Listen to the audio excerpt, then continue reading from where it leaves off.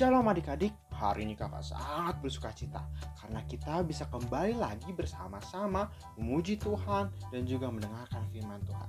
Hari ini kakak lagi yang memimpin kita untuk beribadah pada hari ini.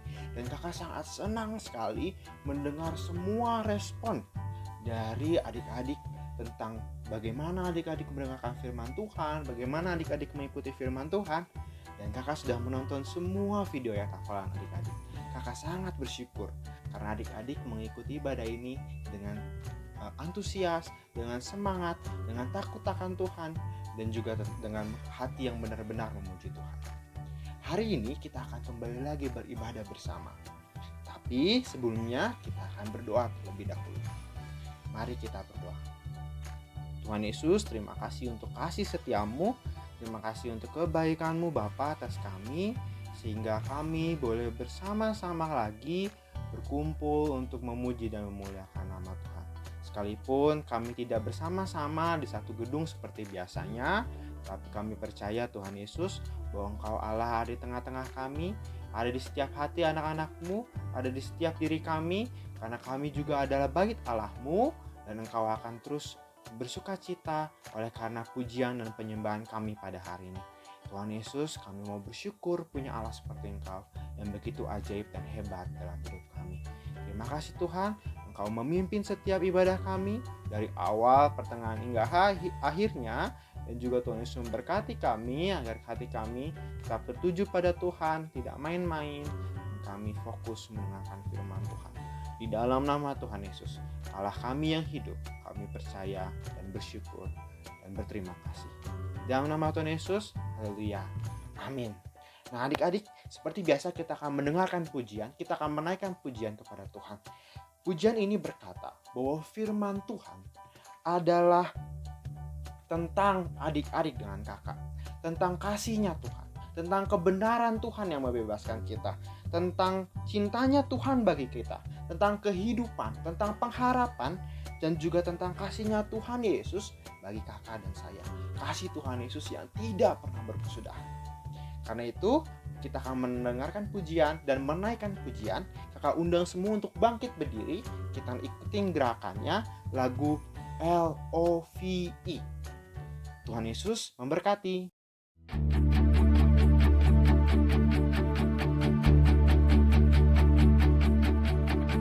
Come on now, let's open up the book.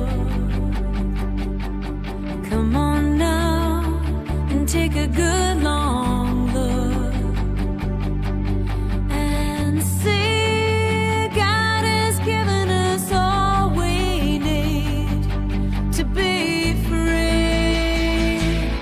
It's about you, it's about me, it's about the truth that sets us free.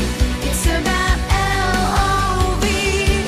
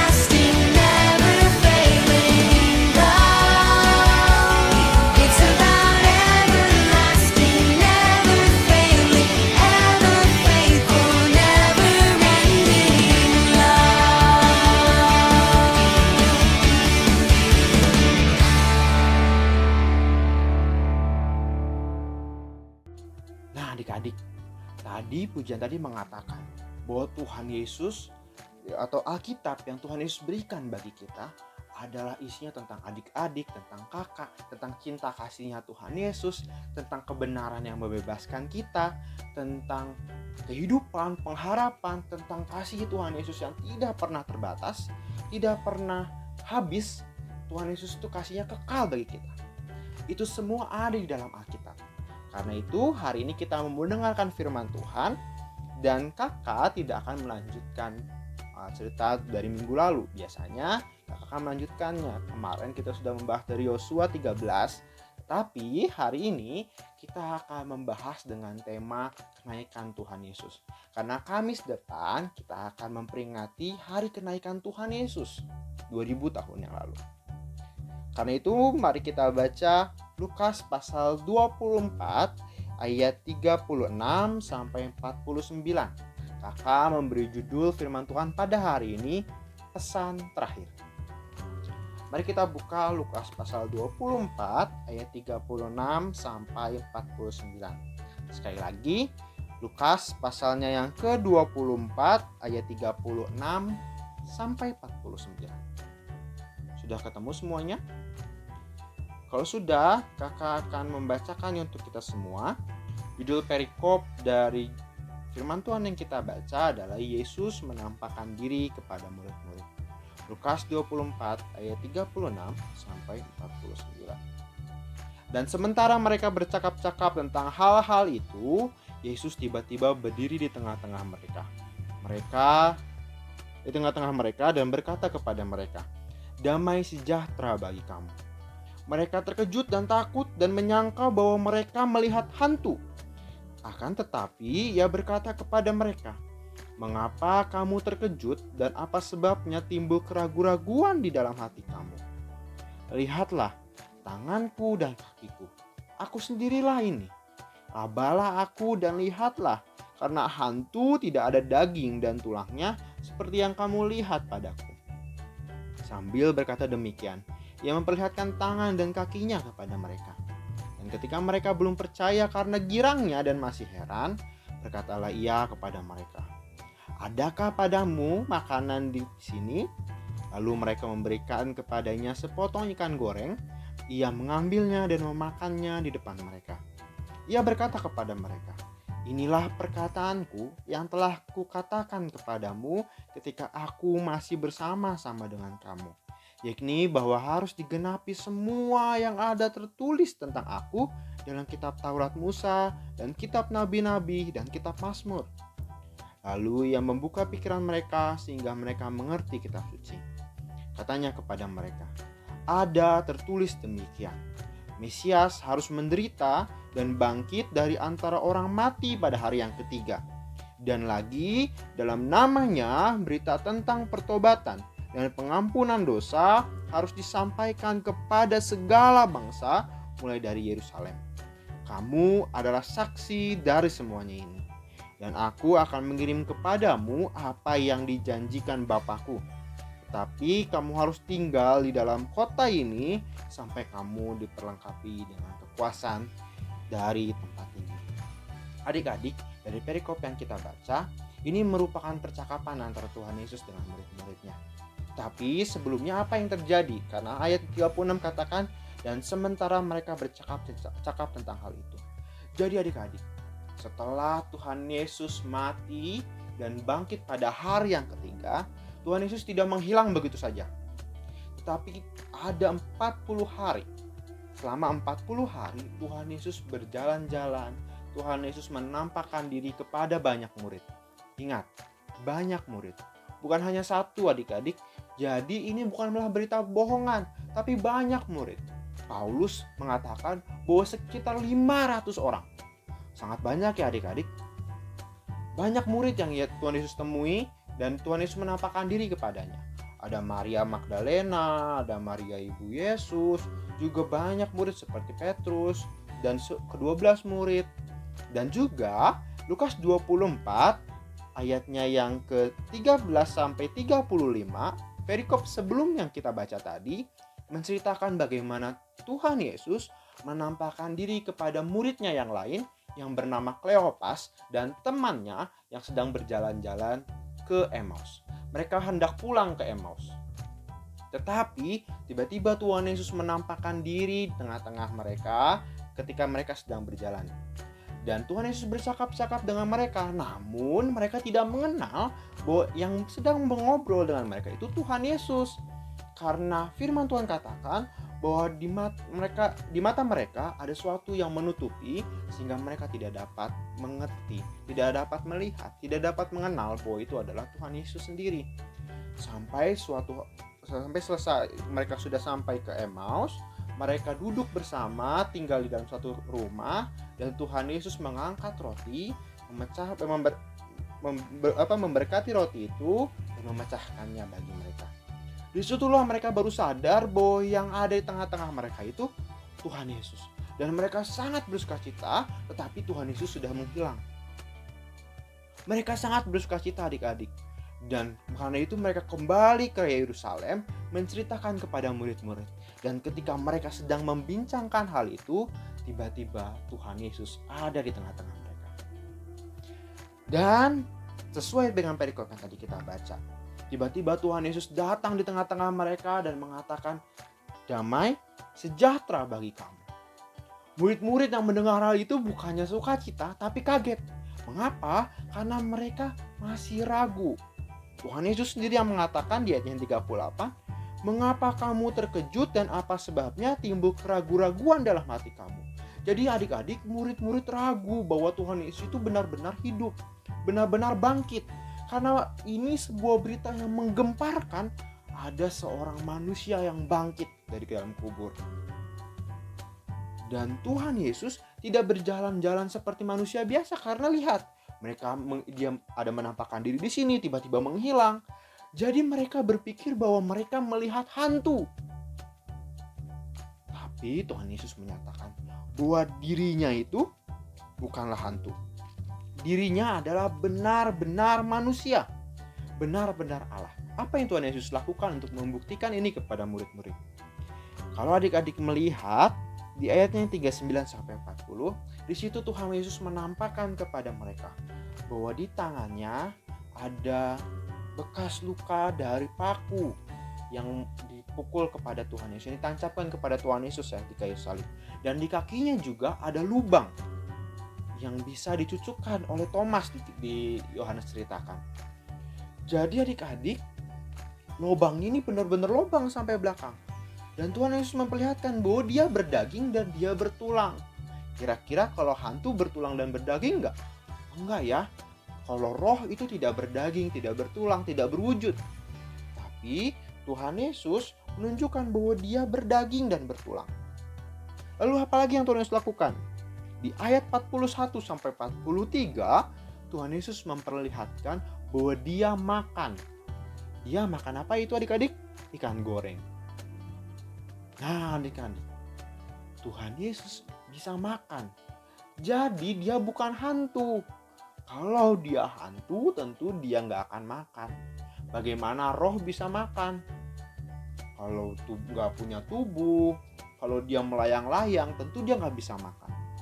Tapi Tuhan Yesus bisa memakan ikan goreng. Nah, hal ini menunjukkan bahwa Tuhan Yesus itu memang benar-benar sungguh-sungguh manusia dan sungguh-sungguh Allah. Bagaimana kita tahu bahwa dia sungguh-sungguh manusia dan sungguh-sungguh Allah?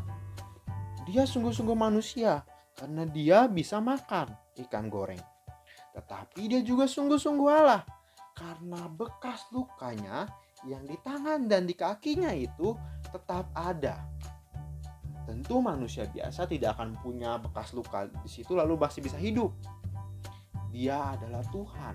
Karena itu dia sungguh-sungguh manusia dan dia juga sungguh-sungguh Allah. Kematiannya di kayu salib telah menghancurkan tubuh jasmaninya, tubuh yang seperti kita ini. Tetapi kebangkitannya membangkitkan dia dengan tubuh ilahi. Tubuh yang tidak terbatas oleh waktu, tidak terbatas oleh ruang, tidak terbatas oleh rasa sakit. Makanya dia bisa ada di tempat ini dan tiba-tiba dia berada di tengah-tengah murid-murid. Padahal dia baru dari Emmaus. Dia sungguh ajaib. Karena dia sungguh-sungguh manusia dan sungguh-sungguh Allah. Tapi adik-adik, bukan berarti sekarang Tuhan Yesus kerjaannya makan di surga. Karena sekalipun dia manusia, dia tentu Allah. Dia tidak akan kelaparan di sana. Karena dia adalah Allah. Allah tentu tidak perlu makan. Tapi untuk membuktikan kepada murid-muridnya bahwa dia adalah manusia juga, dia makan adik-adik. Hal ini penting bagi kita. Mengapa?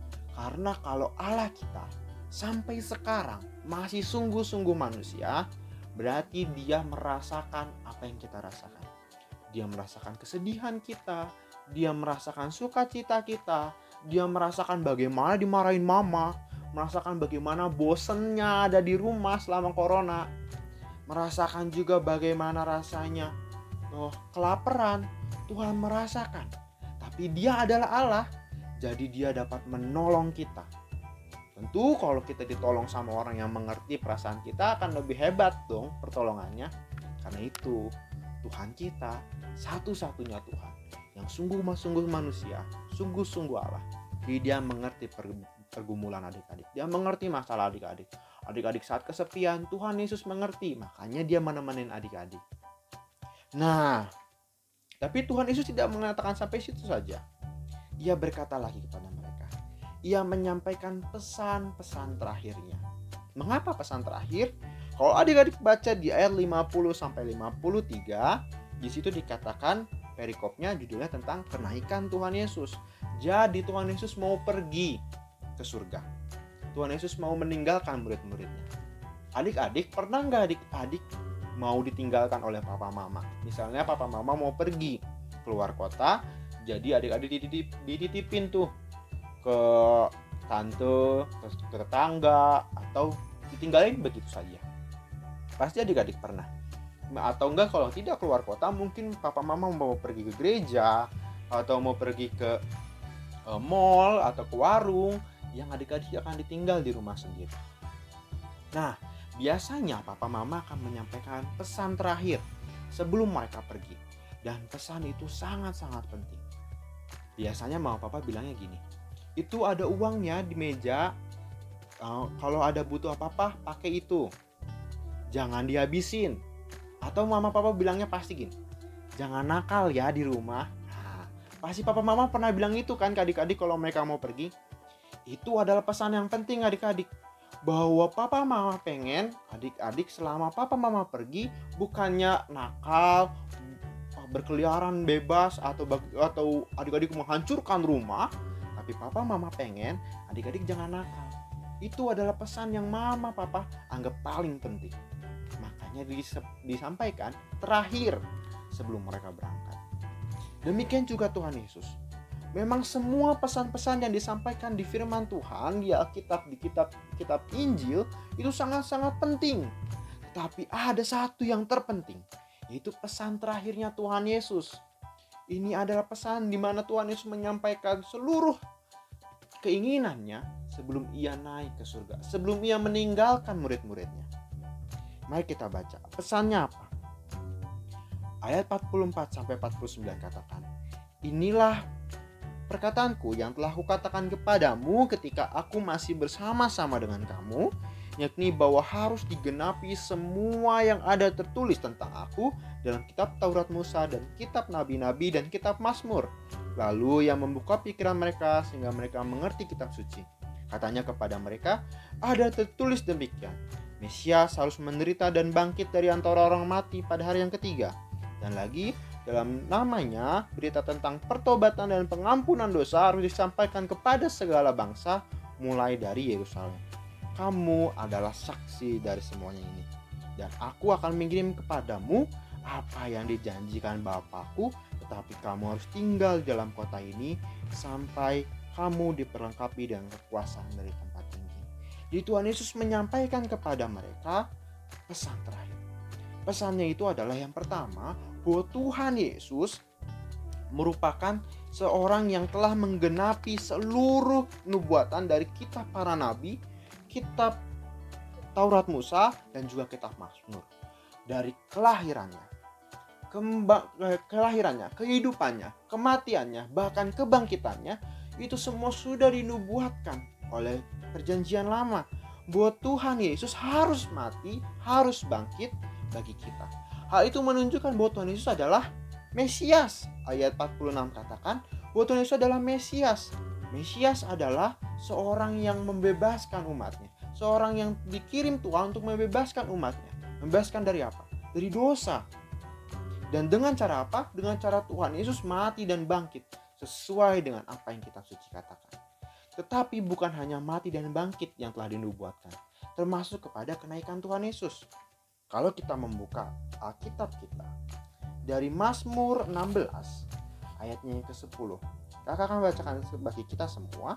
Mazmur 16 ayat 10. Sebab engkau tidak menyerahkan aku ke dunia orang mati dan tidak membiarkan orang kudusmu melihat kebinasaan.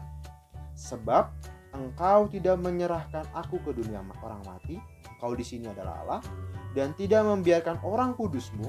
Orang kudusmu di sini adalah Tuhan Yesus sendiri, karena ini adalah nubuatan Nabi Daud, nubuatan Daud untuk tentang Tuhan Yesus, dan tidak membiarkan orang kudusmu melihat kebinasaan.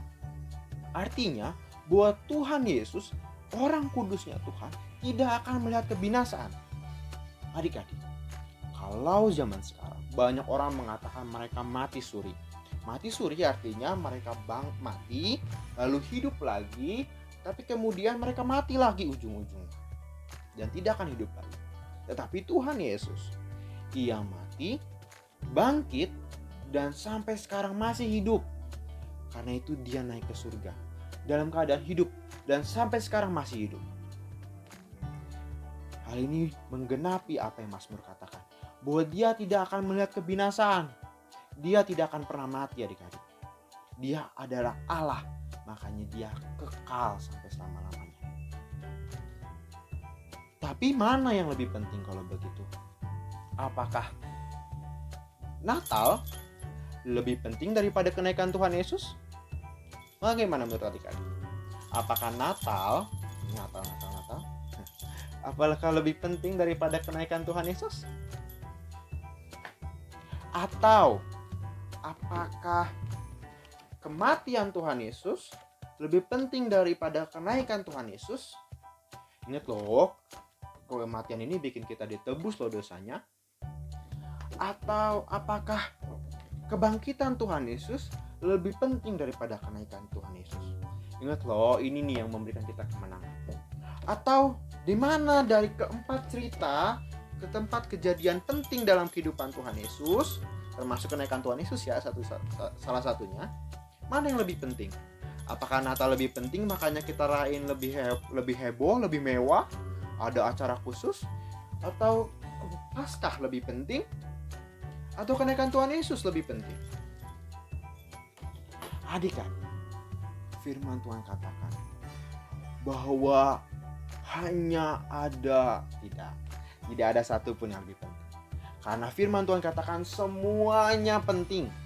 Semua penting. Adik-adik mungkin berkata bahwa Natal lebih penting karena banyak hadiah yang adik-adik dapat.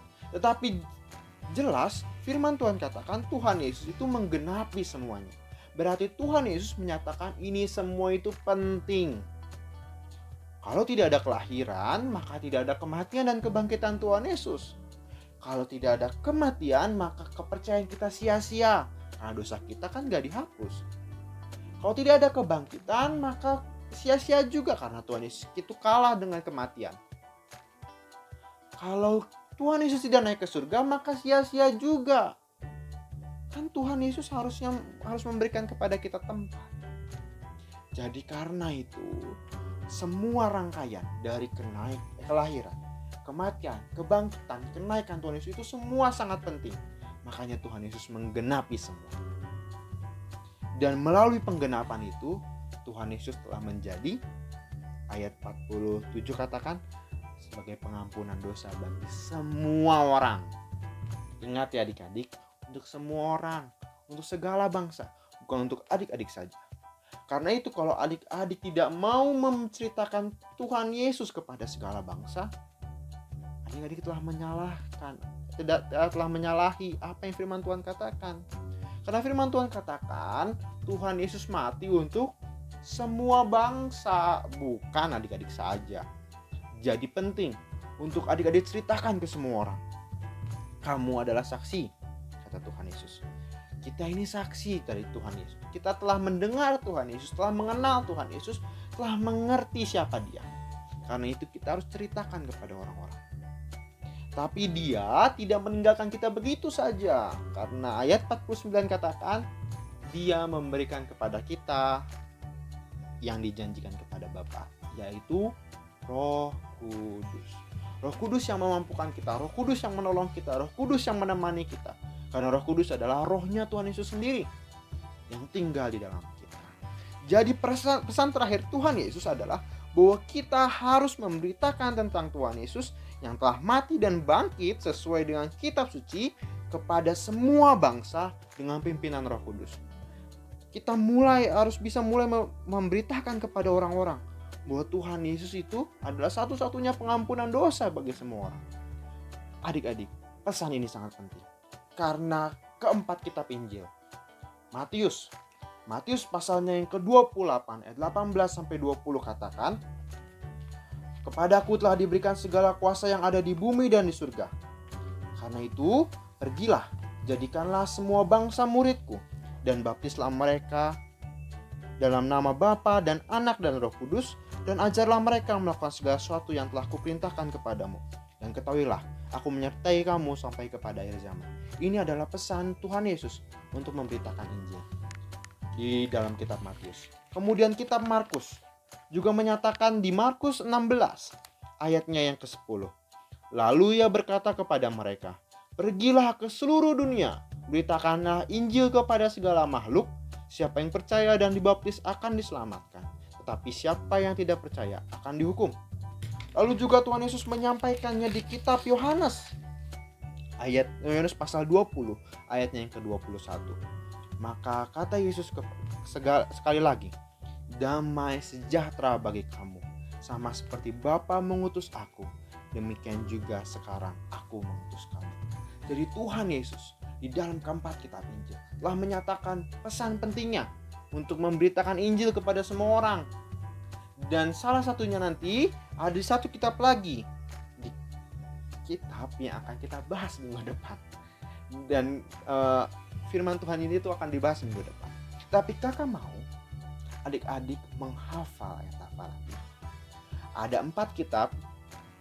Jadi di Matius 28 ayat 18-20. Ada di Markus 16 ayat 15-16. Ada di Lukas 24. Tadi Lukas 24 itu ayatnya yang ke Lukas 24 ayatnya yang ke 47. Lukas 24 ayat 47. Ya, ayat 47. Lalu juga ada di Yohanes 20 ayat 21. Adik-adik boleh pilih salah satu dari keempat kitab Injil ini. Adik-adik boleh pilih salah satu untuk menghafalnya, tetapi kakak sangat bersuka cita dan kakak pasti akan memberikan hadiah khusus untuk adik-adik yang bisa menghafalnya empat-empatnya. Dan adik-adik, melalui pesan terakhir ini, kita diingatkan bahwa kita mempunyai tanggung jawab yang harus dilakukan sebagai murid Kristus, sebagai orang yang telah percaya kepada Yesus, yaitu memberitakan Injil. Adik-adik mulai memberitakan Injil. Mulai dengan hal sederhana adik-adik. Contohnya, kalau adik-adik mau berdoa malam, adik-adik berdoa juga untuk penginjilan di seluruh dunia. Banyak di sana orang-orang yang sedang menginjili dan mungkin kesulitan karena corona ini. Tapi mari kita berdoa bagi mereka. Berdoa juga bagi mereka yang tidak percaya kepada Tuhan Yesus, agar mereka dipertemukan dengan Tuhan Yesus, dipertemukan juga dengan Injil. Juga berkati para hamba-hamba Tuhan yang sedang penginjilan. Berkati mereka dimanapun mereka berada. Dan adik-adik juga bisa melakukan dengan hal sederhana, seperti kalau adik-adik sedang belanja ke tempat-tempat, lalu adik-adik dapat, misalnya kan dikasih duit sama mamanya, lalu kan biasanya adik-adik bilang terima kasih. Kali ini jangan bilang hanya terima kasih, tapi bilang terima kasih Pak, Tuhan Yesus mengasihi Bapak. Atau ketika adik-adik ambil barang dari Grab, Adik-adik bilang juga, terima kasih Pak, Tuhan Yesus memberkati Bapak. Lalu juga bisa dimanapun, ketika adik-adik bertemu dengan teman-teman adik-adik bilang, Tuhan Yesus mengasihimu. Kakak sangat bersuka cita kalau adik-adik bisa ceritakan siapa Tuhan Yesus itu bagi mereka. Tapi mulai saja dari hal-hal sederhana ini. Katakan bahwa Tuhan Yesus mengasihi mereka. Itu yang penting bagi mereka. Juga mulai berdoa bagi siapapun yang sedang penginjilan hari-hari ini di seluruh dunia, agar semua orang dapat mendengar tentang Tuhan Yesus. Tuhan Yesus telah mati bagi adik-adik. Tuhan Yesus telah menyelamatkan adik-adik. Maka adik-adik juga seharusnya membawa kasih itu kepada semua orang. Firman Tuhan kakak sudah selesai hari ini. Dan jangan lupa untuk ayat hafalan yang tadi kakak sampaikan. Sekali lagi kakak ulang. Matius 28 ayat 18 sampai 20, Markus 16 ayat 15 sampai 16, dan Lukas 24 ayatnya yang kok kakak lupa lagi Lukas 24. Maaf. Lukas pasal yang ke-24. Lukas pasal yang ke-24 ayatnya 47 dan Yohanes 20 ayat 21. Sekali lagi, Matius 28 ayat 18 sampai 20, Markus 16 ayatnya yang ke-15 sampai 16, Lukas 24 ayatnya yang ke-47 dan Yohanes 20 ayatnya yang ke-21. Sudah selesai dan itu yang harus adik-adik hafal. Kakak bersyukur kalau adik-adik bisa empat-empatnya dan bisa adik-adik kirimkan lagi video-videonya kepada kakak-kakak yang adik-adik punya nomornya. Oke, kita sudah selesai dan mari kita berdoa. Tuhan Yesus, terima kasih untuk kasih setiamu yang telah memimpin kami sepanjang firman Tuhan pada hari ini. Kami bersyukur punya Allah yang sungguh-sungguh manusia, sungguh-sungguh Allah, sehingga Engkau mengerti apa yang kami rasakan. Dan Tuhan, sekarang kami mau untuk melakukan pesan terakhir-Mu, pesan penting-Mu, bahwa kami mau memberitakan Injil kepada semua orang, kepada orang-orang yang kami temui. Dan kami mau berdoa bagi penginjilan di seluruh dunia hari-hari ini. Tuhan Yesus, kami percaya Engkaulah Allah satu-satunya yang benar, satu-satunya yang dapat menyelamatkan setiap orang. Dan kami bersyukur karena hal itu. Karena itu kami mau memberitakan ini kepada semua orang agar mereka tidak tersesat dan jatuh ke dalam neraka. Tuhan Yesus, sekarang kami telah selesai ibadah ini. Yesus memberkati papa mama kami dimanapun mereka berada, saat mereka keluar rumah, saat mereka bekerja. Tuhan Yesus menjaga mereka agar mereka tetap sehat. Berkati juga corona ini Tuhan agar cepat selesai, dan biarkan Tuhan Yesus melakukan kemuliaan Tuhan sehingga corona ini dapat selesai dengan cepat. Yesus juga memberkati seluruh Indonesia dimanapun para pemimpin kami memimpin, dan terkhusus untuk presiden kami, Bapak Jokowi dan Ma'ruf Amin sebagai wakil. Yesus memberkati mereka agar mereka tetap dalam naungan Tuhan, agar mereka tetap dalam berkat Tuhan, hikmat Tuhan, sehingga mereka dapat mengerjakan yang terbaik bagi kemuliaan nama Tuhan. Hamba juga mau berdoa Tuhan untuk adik-adik yang sedang menonton acara ini. Yesus memberkati mereka dimanapun mereka berada. Tuhan Yesus menolong mereka, menjagai mereka, memberikan mereka kesehatan, umur panjang, dan juga berkat yang berlimpah daripada Tuhan, sehingga nama Tuhan dipermuliakan oleh mereka dan mereka menjadi saksi-saksi Kristus dimanapun, di seluruh bangsa, di seluruh dunia, sampai nama Tuhan dipermuliakan. Tuhan Yesus, kami telah selesai. Biarkan ibadah ini dapat memuliakan nama Tuhan, dan kami menutup ibadah ini dalam berkat nama Bapa, Putra, dan Roh Kudus. Amin. Adik-adik, sehabis ini kita akan menonton video-video adik-adik yang telah adik-adik kirim ke kakak semua. Terima kasih, kakak bersyukur adik-adik bisa mengikuti ibadah ini. Dan berikut adalah video-video tentang firman Tuhan yang adik-adik sampaikan, ayat-ayat hafalannya. Dan sampai jumpa minggu depan. Tuhan Yesus memberkati. Dadah. Yosua 21 ayat 45. Dari segala yang baik yang dijanjikan Tuhan kepada kaum Israel, tidak ada yang tidak dipenuhi, semuanya terpenuhi. 45. Dari segala yang baik yang Tuhan janjikan kepada kaum Israel, tidak ada yang tidak terpenuhi, semuanya terpenuhi.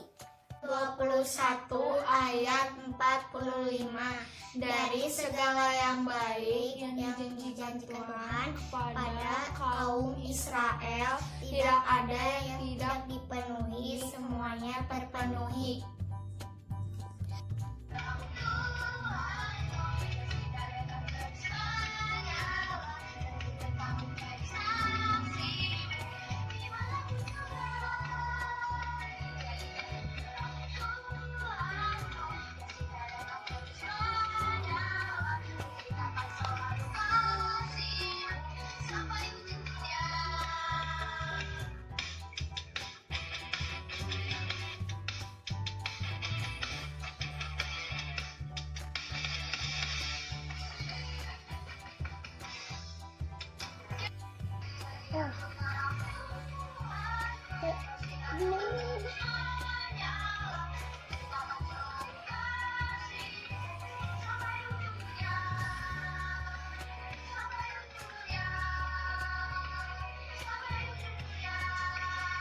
Yosua 21 ayat 45. Dari segala yang baik yang dijanjikan Tuhan kepada kaum Israel, tidak ada yang tidak dipenuhi, semuanya terpenuhi.